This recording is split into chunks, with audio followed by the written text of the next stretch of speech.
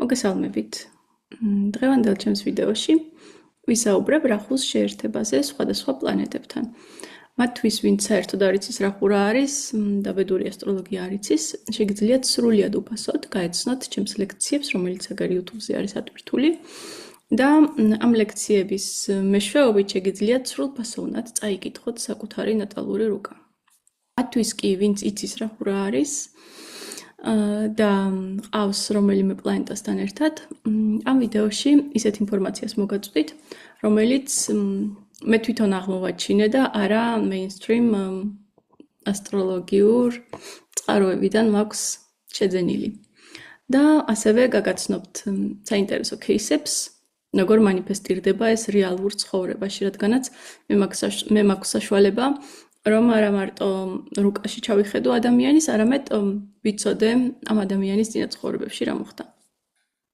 თუ ჩემთან სეანსი არის ნამყოფი. ესე იგი, რახუ იცით რა არის, ეს არის ილუზია, ეს არის ერთი მხრივ ჩვენი დრაივი, რაც დედამიწაზე გვაჩერებს. მეორე მხრივ ეს არის ასევე ჩვენი мотиваცია დედამიწაზე რომ მივიყოთ, რადგანაც წარმოიდგინეთ ახლა დედამიწაზე შემოვდივართ ამ ვირტუალურ თამაშში, მაგრამ თუ გვეხსომება რომ ეს თამაშია და არაფერი ამას არ დაგვავიწყებს, ნაკლებად ვერთობით, როცა იმ შემთხვევებში, როცა მთლიან ილუზიაში ვეხვევით, რომ ეს თამაში ძალიან რეალურია და ამისთვის არის რეალურად საჭირო რახუ. რახუს გარეშე დედამიწაზე ყოფნა არ იქნებოდა ესეთი ნამდვილი ჩვენთვის. და ხშირ შემთხვევაში მინახია რომ რახუ რასაც აკეთებს არის დამცველი ფუნქცია ადამიანებისთვის, რომელსაც რაღაცა ტრავმა აქვთ გადატანილი წინა ცხოვრებებში. რახუ გარკვეულწილად რაღაც მამა ფიგურასავით აღიქმება, როცა ეს ილუზია ჩვენ გვჭირდება იმისთვის, რომ ვიფუნქციონიროთ დედამიწაზე. მაგრამ არსებობს სხვადასხვა პოზიცია რუკაში რახუსი, მაგალითად რახუ თუ გყავთ კუროში ან ტყუპებში, ამ შემთხვევაში რახუ არის ძლიერი, ილუზია არის ძლიერი, მაგრამ ამასთანავე ეს ილუზია არის სასარგებლო გარკვეულწილად რაღაც ეტაპამდე. და როდესაც თქვენ იმდენად განვითარდებით და იმ სიღრმეს მიაღწევთ, რომ ეს ილუზია რახუ ჩათulis, რომ ეხა შეიძლება უკვე რომ შენ გაგიშვა და იცხოვრო შენი ცხოვრება ისე სიმართლე დაინახო, მარტო მაშინ გაიხსნება სიმართლე, იქამდე არ გაქვთ შანსი რომ გაიხსნას. ანუ თუ რაღაც ილუზიიდან გამოხვედით, ეს იმას ნიშნავს, რომ თქვენი ცნობიერება უკვე თქვენ საკმაოდ გენდობათ იმ მომენტში, რომ თქვენ თავს უკვე აღარ დააზიანებთ და თქვენ შეგიძლიათ ამ ილუზიიდან გამოსვლა.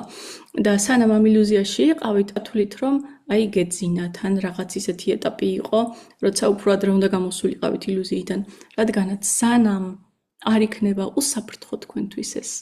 იქამდე ვერ გამოვხვალთ ვერანაირი გზით.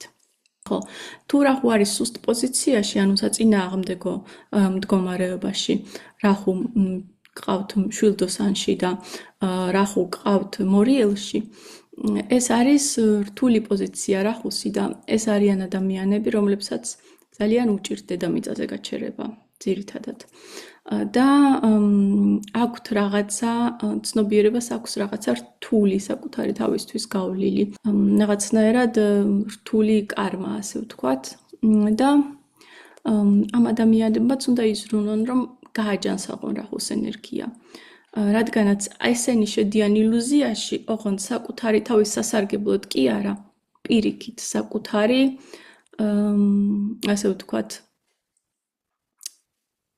საკუთარი თავის საზიანოდ შედიან. ეს რახუ არ არის თქვენი დამცველობითი ფუნქცია, ეს არის პირიქით.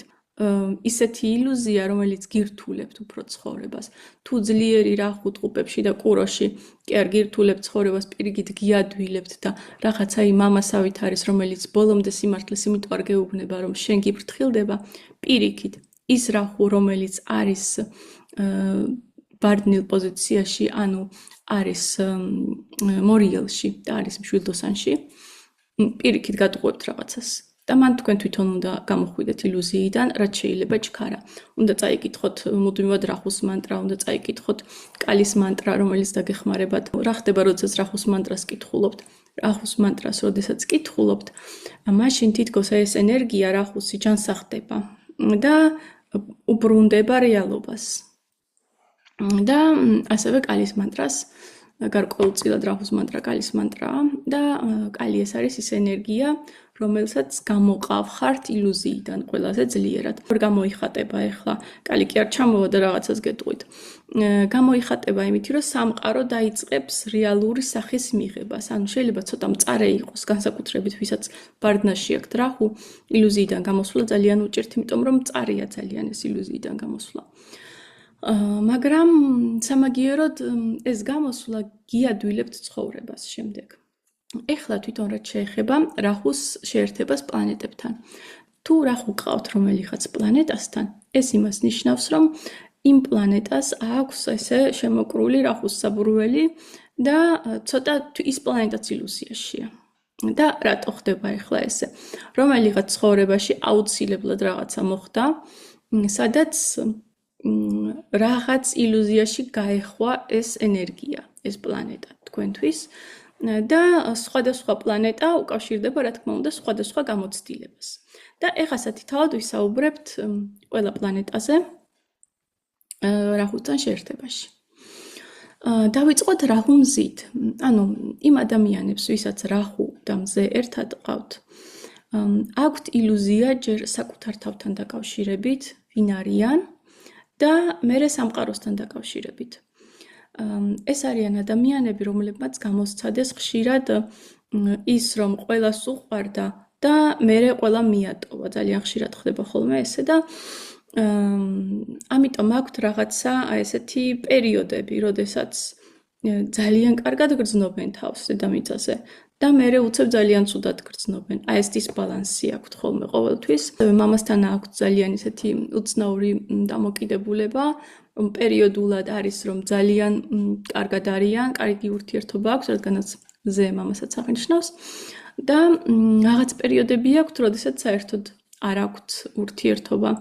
ასევე ხშირად არსებობს მათ ცხოვრებაში ადამიანი, რომელიც არ არის ბიოლოგიური მამა, მაგრამ მამად თვლიან. და ისევე, ანუ მათ ცნობიერებაში ის არის რეალურად მამა. შეიძლება ბიძა იყოს, შეიძლება მამინაცვალი იყოს და ასე შემდეგ. ანუ რაც უნდა გააკეთოს რახუ მზე ადამიანმა. ეს არის ის, რომ დაინახოს სამყარო ცოტა სხვა თვალით და დაინახოს საკუთარი თავით სხვა თვალით. ანუ ფაქტიურად გონია სულ სხვა პიროვნება, ვიდრე არის რახუ მზე ადამიანს. და ეს ითხოვს ძალიან ისეთ სიღრმისეულ მუშაობას იმისთვის, რომ ეს გადაწყდეს და რეალობა დაინახოს. რაც შეეხება რახუ მთვარეს, რახუ მთვარის შემთხვევაში ადამიანი ძალიან ღრმა ილუზიაშია მენტალურად, ანუ თავში ხდება რაღაცა ისეთი. კარგი ვარიანტია, რომ უბრალოდ დედაზე აქვს ძალიან ისეთი გართულება, რადგანაც მთვარე დედაა და აქვს ძალიან დიდი მიჯაჭვულობა დედაზე. ეს არის კარგი ვარიანტი. ცუდი ვარიანტი მინახია, რომ რახუ მთვარი ადამიანებს აქვთ თავბრუსხვევა ძალიან ხშირად.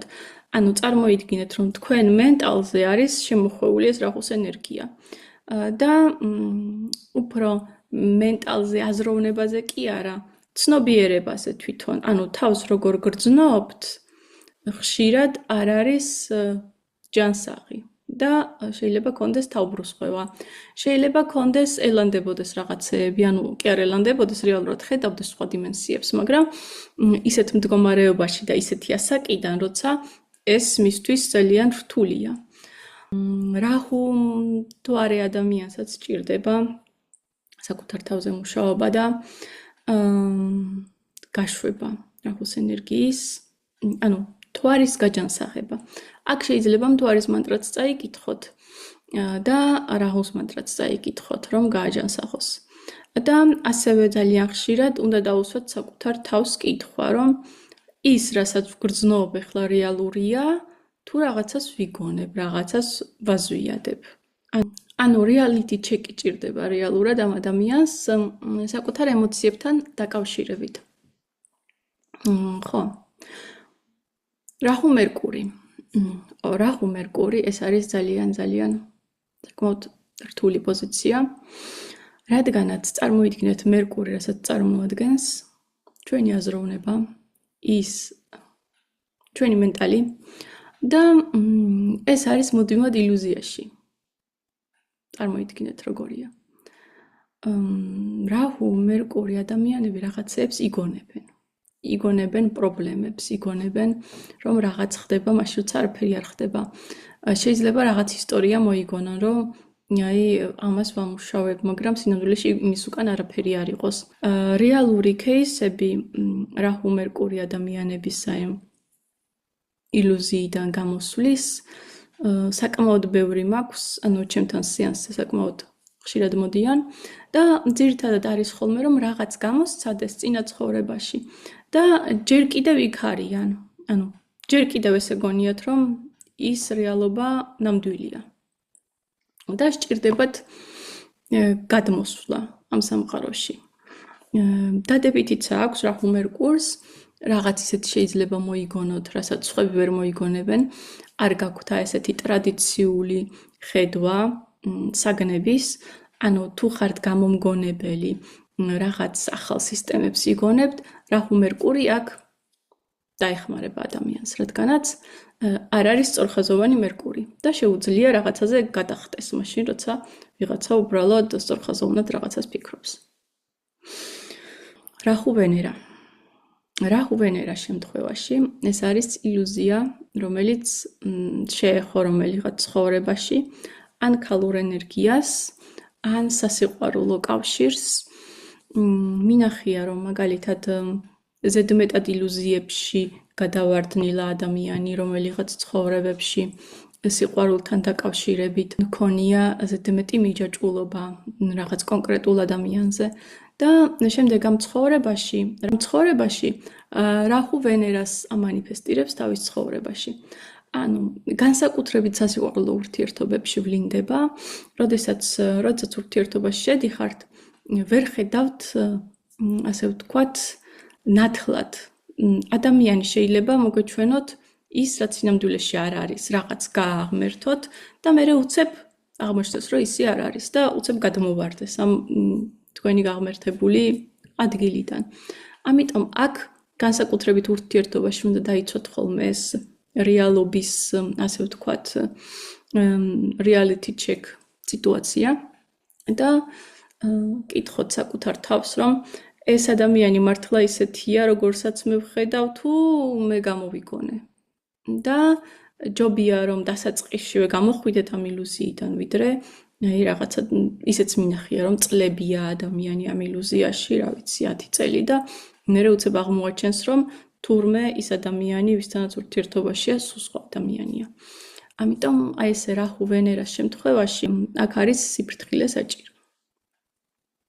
რაც შეეხება რაჰუ იუპიტერს. რაჰუ იუპიტერი არის ესეთი შეერთება, როდესაც ადამიანს არ შეუძლია ჯანსაღად განსაზღვროს რა არის სწორი ცოდნა და რა არ არის სწორი ცოდნა. ან რაღაც მიჯაჭვულობა აქვს კონკრეტულ მიმართულებაზე, რელიგიურზე და სხვაგან არ იყურება. ან ხვდებიან ისეთი მასწავლებლები, რომლებიც თითქოს რაღაც ჩანან, მაგრამ სინამდვილეში რაღაც სულ სხვა არიან. ცრუ გურუ, ასე ვთქვათ.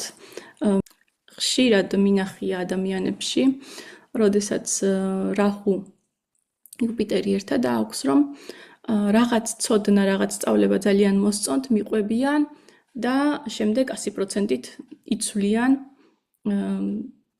შეხედულებას იმ თემაზე. ასევე მინახია, როდესაც მასწავლებელზე აქვთ არაჯანსაღი მიჯაჭვულობა, რადგანაც რაჰუ გურუს ეჯაჭვება, ანუ იუპიტერს.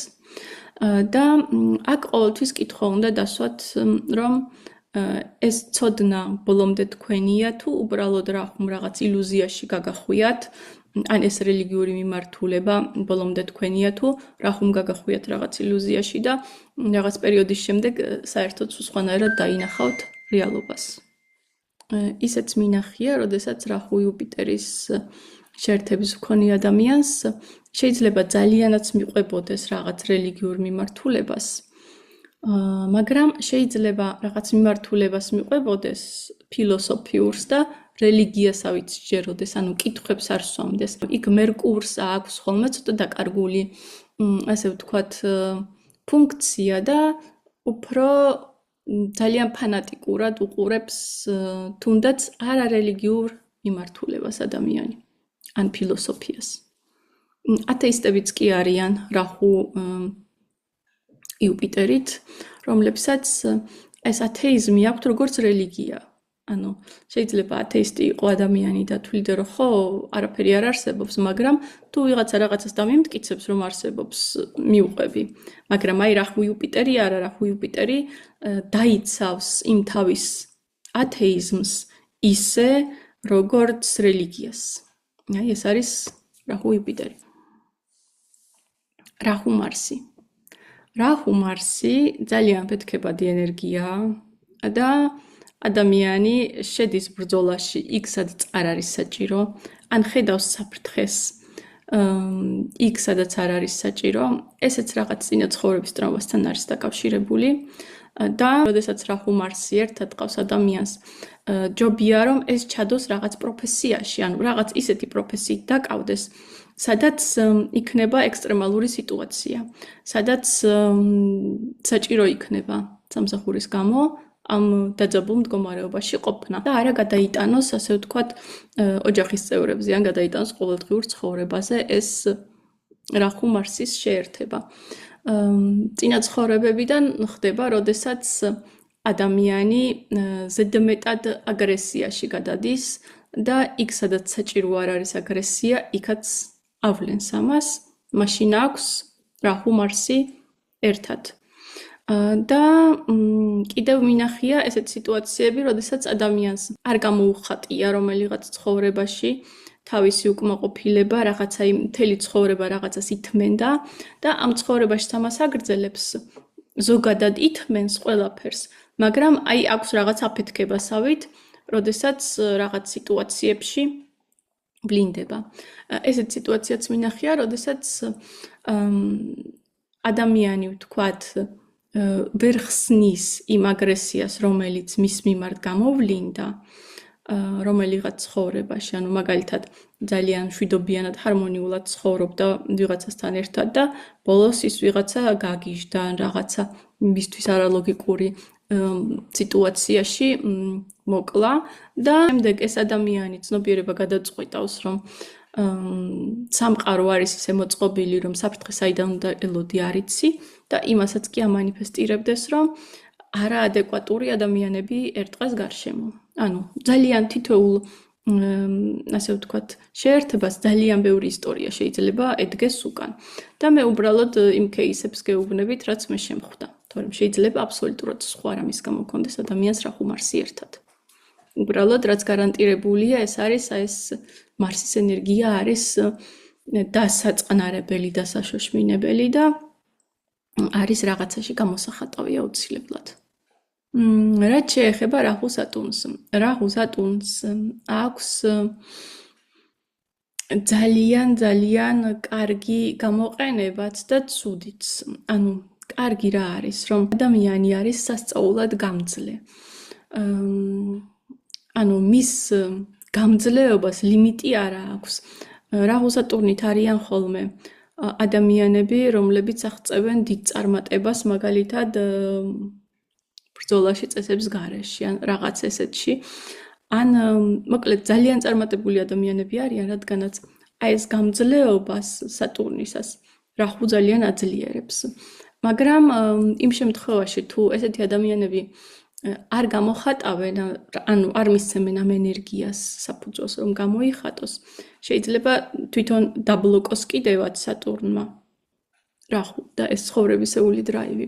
მაგრამ უმეტეს შემთხვევაში მე ვხედავ, რომ ამ ადამიანებს აქვთ თვითონ სხეულშიც კი აქვთ ხოლმე რაღაცა ძალიან ძლიერი დაძაბულობა, რომელიც უნდა გამოიხატოს რაღაცნაირად და ჩემი რჩევა ხოლმე, რომ უბრალოდ რაღაცა ძალიან დიდს უნდა შეეჭიდოს ეს ადამიანი, რაღაც ისეთი მიზანი დაისახოს, რომელიც ჩვეულებრივი ადამიანებისთვის ძალიან ძნელი მისაღწევია და მისთვის ეს იქნება სტიმული, რომ რახუ სატურნი გამოიხატოს. ანუ აი ეს შინაგანი ენერგია, რომელიც მოჭერილია, დაცაბულია, გარეთ გამოვიდეს და მოუტანოს სარგებელი.